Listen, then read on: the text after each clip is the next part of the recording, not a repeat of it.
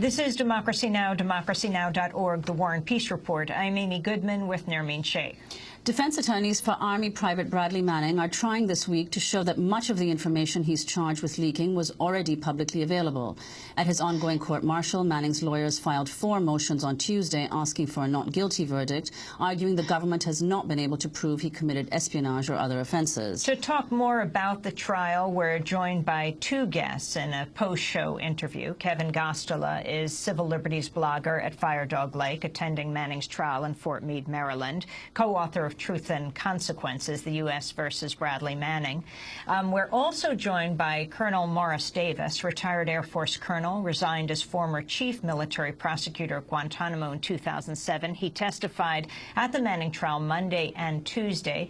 We welcome you both to Democracy Now! Let's begin with Kevin Gosztola. You're speaking to us from your car in the Fort Meade parking lot.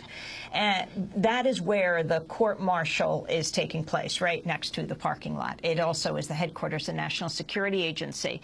And, Kevin, we can't stress enough how significant it is that you're one of the few reporters that have been there from the beginning. How is this trial being covered? It really is only being covered when the outlets in the U.S. media feel they have an obligation to cover something. So, for example, this is the first day of the trial. That's something important. This is the first day of Bradley Manning's defense. That feels like something important. Other than that, we aren't going to see a lot of outlets. We've seen a small, dedicated core group of individuals, which I've been a part, an independent journalist named Alexa O'Brien, courthouse news reporter who works in New York City named Adam Klasfeld. We've had a courtroom sketch artist named Clark Stokely, who also happens to be the driver of the WikiLeaks truck, which I have to tell you, it is quite remarkable and phenomenal to watch that drive onto the base every single day.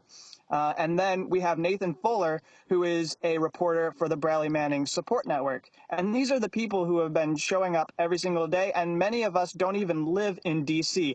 It baffles me that in a city of Washington, D.C., where I assume there are thousands of journalists, there aren't more reporters who feel like they should be here regularly. But we've had Associated Press here regularly. They've been doing good work as an establishment news organization. Occasionally, we see the Washington Post, the Guardian, the New York Times shows up from time to time because they were shamed by their public editor, Margaret Sullivan. We just don't have the sort of wall-to-wall coverage that the George Zimmerman trial has or some of these other more sensational trials.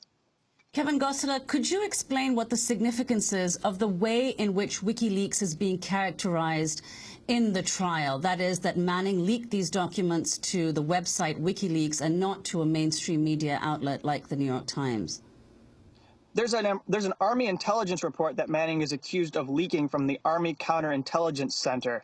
It suggested that WikiLeaks might pose a threat to the U.S. military. That wasn't a question that was answered by the report. They weren't able to find fact that the enemy, in fact, would use WikiLeaks to go find U.S. government information. But in that report, it describes WikiLeaks as an organization that is intent on basically stealing proprietary data of the United States government or even corporations, and doing this because they feel they have a commitment or desire to expose wrongdoing of governments. So they see Manning as working on behalf of this organization. And today, after we're done with this interview, Professor Yochai Benkler is going to take the stand for the defense. And he is being put on the stand to talk about what is WikiLeaks. It's very important in this case that the defense gets out that WikiLeaks is a media organization, that when Bradley Manning engaged in his act, which I consider classic whistleblowing, based on his statement on February 28th, that WikiLeaks is, in fact, a media organization and not some sort of organization that would have been possibly working and doing so for the benefit of foreign intelligence services or adversaries like terrorist organizations. Well, I mean, the fact is that WikiLeaks collaborated with the New York Times, the Guardian of Britain, the El País of Spain, Der Spiegel in Germany, and many other very mainstream news organizations in releasing these documents. Now, Kevin, just that picture you described of the court artist is the one driving the WikiLeaks truck? That's correct. In fact, there's a story. He was stopped on base in the visitors' parking lot on Monday. And in fact, a police officer approached him and said, "We have a report that you're disseminating top secret information on Fort Meade base." And they went over his car and they even asked to search it. But he said, "You have to get a warrant to do that."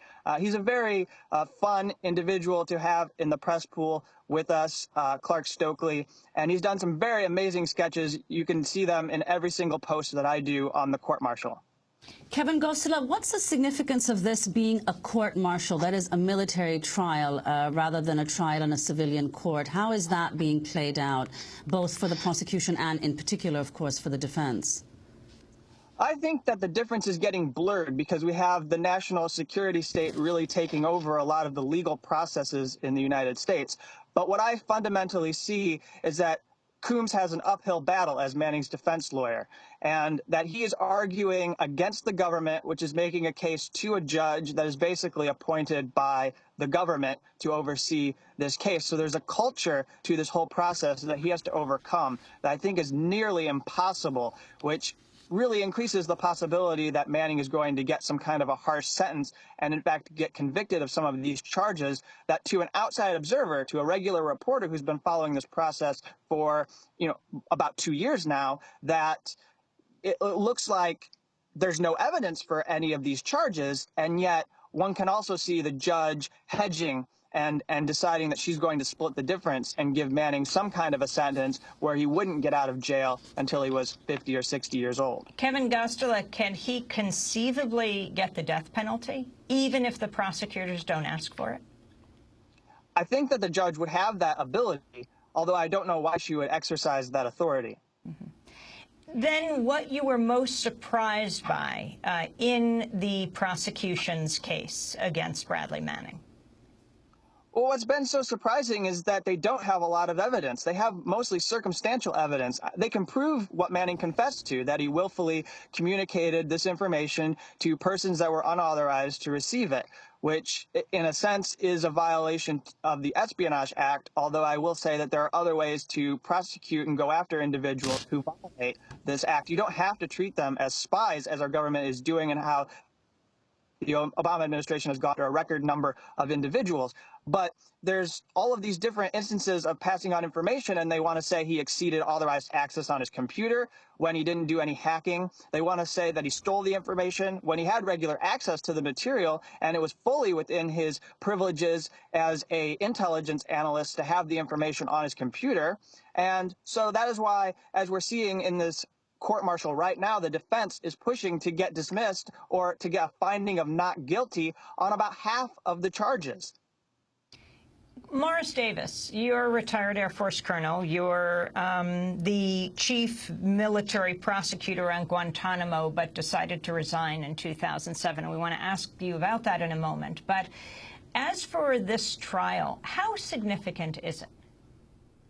Well, let me just correct one thing that Kevin addressed. That in the military, the death penalty is only authorized. You have to have a jury, a minimum of 12 jurors.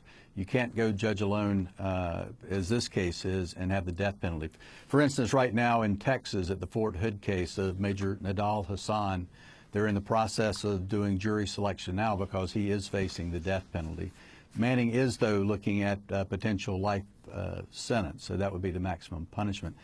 Man, it's an important trial. I mean, certainly I think the Obama administration, came into office saying they're going to be the most transparent and open administration, in the history of America. And instead, they've indicted more people for espionage than, every president combined up until the current administration. And I think what they're trying to do is make an example out of Private Manning, because certainly in today's era where dissemination of information is easier, I think they really want to try to make examples of people like Manning to deter folks in the future. And I think it's a case of overcharging, like with Aaron Swartz or Tom Drake or John Kiriakou, where, again, it's just making an example. So what do you think, Colonel Davis, is the likely outcome of this trial, and what would you like to see happen? Well, I'm hopeful. I mean, I think there are a number of us that feel that Private Manning has pled guilty to the offenses that represent his misconduct, and he ought to get a reasonable sentence for what he's admitted that he did. But this trying to add on that he had the intent or will to aid al-Qaeda is, in my view, absurd. Now, I think what happened here, I mean, this case reminds me of Y2K. Because if you recall, back in 1999, as New Year's approached, everybody's like, oh, my God, planes are going to crash and computers are going to go down and banks are going to, be in chaos. And then midnight came and nothing much happened. And I think this WikiLeaks case is kind of that same type of analogy where initially it was, oh, my God, these documents are going to be catastrophic to the U.S. government. And they went out and not a lot happened. But I think once the government got on that horse, that this is a big deal, it's going to be a significant event, they haven't been willing to back down. And so they're still going down that path where, in my view, Private Manning has pled guilty to the offenses that represent what he ought to be responsible for. You mentioned, Colonel Davis, John Kiriakou, and I wanted to ask Kevin about John Kiriakou because you have been in communication with him in prison. First, Kevin, explain why John Kiriakou is in jail, and then talk about your communications. Well, first off, for his safety and protection, I have not had any communication with John Kiriakou. His lawyer, Jesselyn Radek of the Government Accountability Project, who has the attorney-client privilege to have these letters in her possession and then do with them what she would like, has provided those letters to Firedog Lake to share. John Kiriakou is convicted of, or he pled guilty to violating the Intelligence Identities Protection Act and communicating to a reporter the name of an intelligence agent that he was not supposed to disclose. And he pled guilty to this because he was being prosecuted under the Espionage Act, and he wanted to get out of jail before some of his younger children had grown up, and he missed seeing that as a father. And so now he's in prison, and Firedog Lake believes that somebody in the Bureau of Prisons system should be able to exercise their First Amendment rights.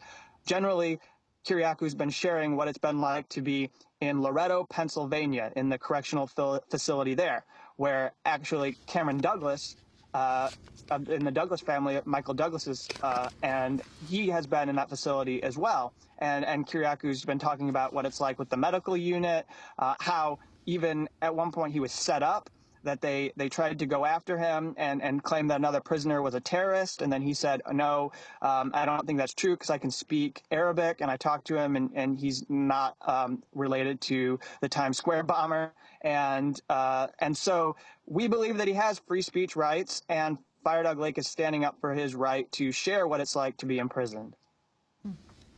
And his description of what's happened to him, for example, is it true he broke his finger? That's correct. And I don't know how he broke his finger. That information hasn't been shared, whether it was just an injury or someone else in the prison did that to him for personal reasons. He's chosen not to disclose that information at this point. But we know that when he asked for the medical attention, he was initially denied the ability to have an X-ray. And then 18 days later, he eventually was taken. But taken in shackles, with something attached to his shackles that he thought was the size of a hard drive, so that he could not pick a lock and get out of his shackles. And he was loaded into a vehicle, taken to a place nearby. And this is important for people to understand that when the Bureau of Prisons made a deal for him to go to Loretto, Pennsylvania, they were going to put him in a minimum security camp, which meant he would have had much more movement and would not have been treated in the way that he's being treated right now. Kevin Gosztola, civil liberties blogger at Firedog Lake, is a reporter covering the Bradley Manning trial at Fort Meade, Maryland, from the beginning, speaking to us from his car in the Fort Meade parking lot before the trial. He's co-author of Truth and Consequences, the U.S. versus Bradley Manning, and a plaintiff in the lawsuit brought by the Center for Constitutional Rights that challenges government secrecy in Bradley Manning's court-martial. We've also been speaking with Colonel Morris Davis, who is the chief military prosecutor at Guantanamo Bay, but resigned in 2007. He testified at the Manning trial Monday and Tuesday. I'm Amy Goodman with Nermeen Sheikh.